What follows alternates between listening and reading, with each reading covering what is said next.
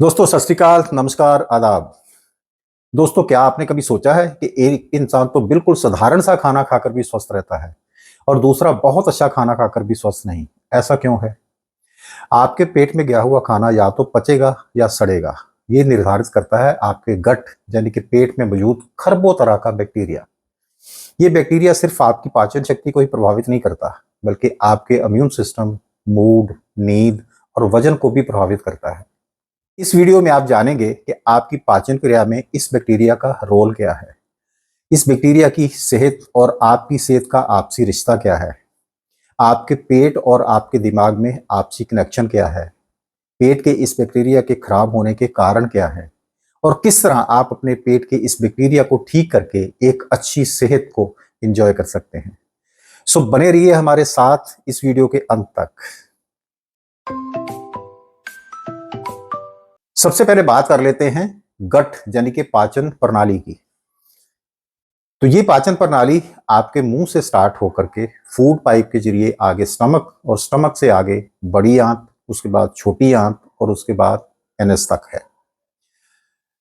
आप खाना जब भी खाते हैं तो मुंह में डालते हैं, वहां उसको खाने को चबाते हैं, वहां खाना बारीक भी दांतों के जरिए होता है और साथ उसमें पाचक रस मिलते हैं और वो खाना आगे फूड पाइप के जरिए स्टमक तक पहुंच जाता है। स्टमक में जाकर वो खाना प्रोसेस होता है, उसमें तरह तरह के एंजाइम लीवर छोड़ता है उस खाने को पचाने के लिए, ब्रीक रूप में उसको तोड़ता है अच्छी तरह से और फिर हवाले कर देता है बड़ी आंत के। अब ये जो बड़ी आंत और छोटी आंत है, इसमें आपका है ये बैक्टीरिया, ये खरबों तरह का बैक्टीरिया जो आपके खाने को पचाता भी है। उस खाने में जो मौजूद पोषक तत्व हैं उनको पचाने के बाद वो जो वेस्टेज बचा है उसको स्टूल के रूप में एनस के रास्ते बाहर निकालना। ये बहुत सारे काम इस बैक्टीरिया के हैं। कौन से पोषक तत्व को कहाँ जाना है बॉडी में, कहाँ यूटिलाइज होना है, ये भी डिकोड यही बैक्टीरिया करता है, जिसको गट बैक्टीरिया कहा जाता है। आपकी पाचन शक्ति और आपकी मेंटल हेल्थ से लेकर आपकी नींद ये कैसी रहेगी, ये सब निर्धारित करता है ये बैक्टीरिया।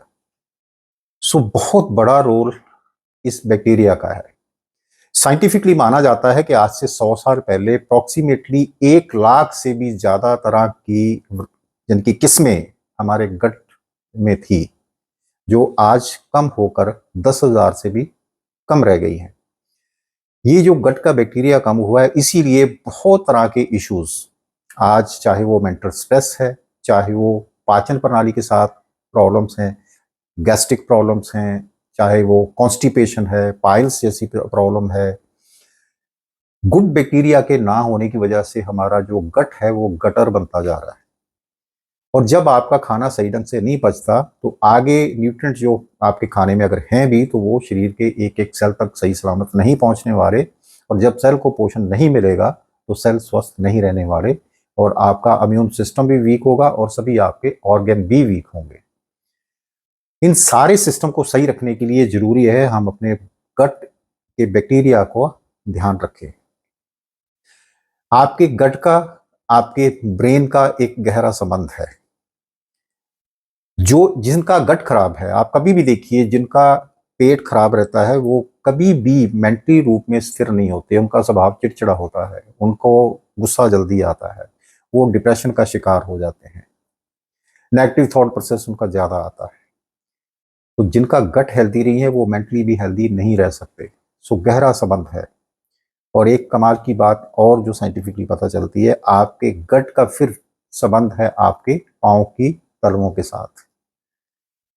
सो पाँव, गट और माइंड यानी कि ब्रेन, इसका आपस में गहरा कनेक्शन है।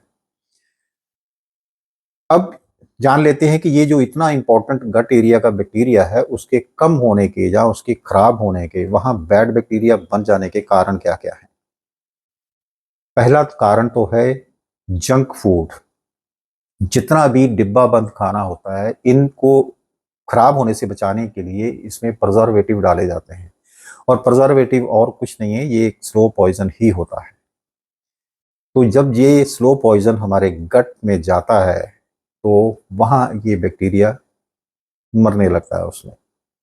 तो इस पर बहुत बुरा असर पड़ा और इसके कारण हमारा ये गट बैक्टीरिया बहुत खराब हुआ। दूसरा है रिफाइंड चीनी, रिफाइंड जो मैदा है, या ऐसी चीज़ें जिनमें फाइबर की कमी है, क्योंकि हम अलग से एक फाइबर के दुश्मन बने हुए हैं। सब दालों के छिलके उतारे हुए हम लेंगे, हम फल सब्जियों के छिलके उतार देंगे, हम जो भी खाना खाएंगे, अगर आटा खाएंगे तो चौकर निकाल देंगे, किसी भी, चाहे वो किसी भी अनाज का हो। तो ये जो काम हम कर रहे हैं उसके कारण फाइबर जो हम हमारे खाने में कम होता जा रहा है। दो तरह का फाइबर है उसमें, एक पानी में घुलने वाला फाइबर, एक पानी में ना घुलने वाला फाइबर।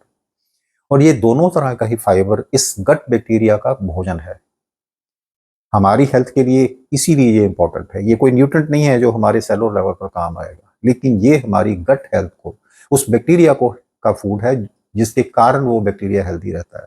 तो हम उसके खाने की कमी करते जा रहे हैं, जहर दे रहे हैं लेकिन उसका खाना कम कर रहे हैं। तो ऐसे में वो अपनी पॉपुलेशन कैसे बढ़ा सकता है? ये सेकंड वजह है सबसे बड़ी। नेक्स्ट वजह जो बनी है उसकी, हमने तरह तरह के पेस्टिसाइड, केमिकल फर्टिलाइजर अपनी क्रॉप्स जो खाना आज उगा रहे हैं उसमें इस्तेमाल किए हैं। हमने उस खाने में डाल तो लिए है लेकिन उसको डिटॉक्स कहाँ कर रहे हैं? तो जब खाना डिटॉक्स नहीं हो रहा तो वो जहर भी उस बैक्टीरिया तक पहुंच करके उसको नुकसान पहुंचा रहे हैं, जिसके कारण गट खराब हो रहा है। बहुत सारे लोगों को लीकी गट की प्रॉब्लम हो रही है। नेक्स्ट जो कारण है वो है हमारे घरों में केमिकलों से बर्तनों का साफ होना। तरह तरह के विम बार्स, जहाँ ये जो रसायन से वाले उत्पाद जो हम बर्तन धोने के लिए इस्तेमाल करने शुरू किए हैं हमने, इनसे जो इनके जो केमिकल हैं ये भी बर्तनों पर से उतरते नहीं हैं, और जब वो खाने के जरिए आपके पेट में पहुंचते हैं तो वो भी इस बैक्टीरिया को बहुत नुकसान पहुंचाते हैं। तो ये सब कारण हैं जिनकी वजह से आपका गट का बैक्टीरिया जो है वो बर्बाद हुआ है, और उस गुड बैक्टीरिया की जगह जो बैड बैक्टीरिया वहां पनप रहा है वो आपके गट को गटर बनाता चला जा रहा है।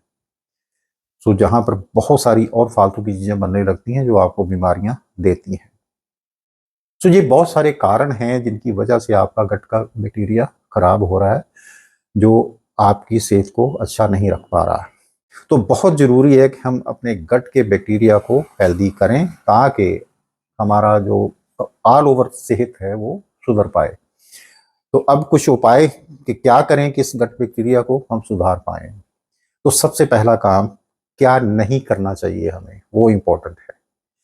हम अपने खाने में जो रिफाइंड चीज़ें हैं, जो चिपकने वाली चीज़ जैसे मैदा है या अधिक शुगर है, कोल्ड ड्रिंक्स है, मार्केट का बना हुआ जो पैक्ड खाना है जिसमें प्रिजर्वेटिव डले हुए हैं, उसको खाना तुरंत बंद करें। दूसरी चीज़, जो भी खाना आप खाते हैं उसको डिटॉक्स करना सीखें। मेरे बहुत से वीडियो बने हुए हैं जिन पर मैंने बताया है कि खाना डिटॉक्स कैसे करते हैं। आप प्लेलिस्ट में जाकर के उनको ढूंढिए और उनको देखिए और अपने खाने को डिटॉक्स करना सीखिए। जब जहरीले तत्व जो खादों दवाइयों के जहाँ ऐसे पेस्टिसाइड के आते हैं तो उनको आप हटा देंगे तो आपको अपने फलों सब्जियों के छिलके नहीं उतारने की जरूरत पड़ेगी। तो जब वो छिलके रहेंगे तो दोनों तरह का फाइबर आपके गट एरिया के बैक्टीरिया को मिलने लगेगा, जो उसका फूड है जिसमें वो अपनी पॉपुलेशन को बढ़ाएगा। तो सेकेंडरी हम जितनी भी फाइबर कम वाली चीज़ें उनको बंद करें और अच्छे फाइबर वाली चीज़ें लेना स्टार्ट करें।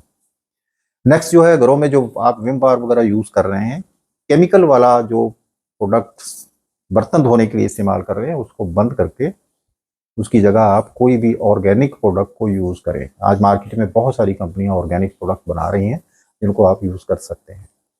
नेक्स्ट, आपका पेस्ट जो है वो केमिकल बेस्ड नहीं होना चाहिए, क्योंकि जब आपका पेस्ट भी केमिकल वाला होता है तो ये भी इस बैक्टीरिया का पर बहुत बुरा असर डालता है, तो उसको भी अवॉइड करें। आप क्या करना चाहिए उसके बारे में बात करते हैं। तो सबसे पहला काम जो है, हम अपने बैक्टीरिया को उसका भोजन देना स्टार्ट करें। तो उसका भोजन है दोनों तरह के फाइबर, पानी में घुलने वाला फाइबर और ना घुलने वाला फाइबर। तो इसके लिए क्या करना पड़ेगा, जितने भी अनाज, दालें, फल, सब्जियां आप खाते हैं उनको जो छिलके हैं उनको वेस्ट ना करें, उन छिलकों को लें। कुछ फल जिनके छिलके उतारने होते हैं जैसे आम है, पपीता है, तरबूज है, खरबूजा है, केला है, संतरा है, इनके छिलके हटाने होते हैं, बाकी किसी भी फल का छिलका नहीं हटाना होता। सब्जियों में तो किसी भी सब्जी का छिलका नहीं उतारने की जरूरत, चाहे वो करेला है चाहे वो आलू है। इनके छिलकों के साथ ही, छिलका जो है बाहरी छिलका वो अनसॉल्युबल फाइबर है, और उसके छिलके के अंदर साथ ही एक लेयर होती है वाटर सोल्युबल फाइबर की। तो दोनों तरह का फाइबर गट में डालें हम, ताकि हमारे फ्रेंडली जो हमारे मित्र हैं, हमारे दोस्त हैं बैक्टीरियाज, उनको उनका भोजन मिले। अगला जो काम है, हम उसकी तादाद बढ़ाने के लिए उनको सपोर्ट करें। उसमें कुछ ऐसे खाने होते हैं जो जिनमें ऑलरेडी ये बैक्टीरिया बाहर से भी हम उसको दे सकते हैं, ताकि वो अपनी पॉपुलेशन को बढ़ा सकें। तो वो होती हैं फॉर्मेटेड चीज़ें।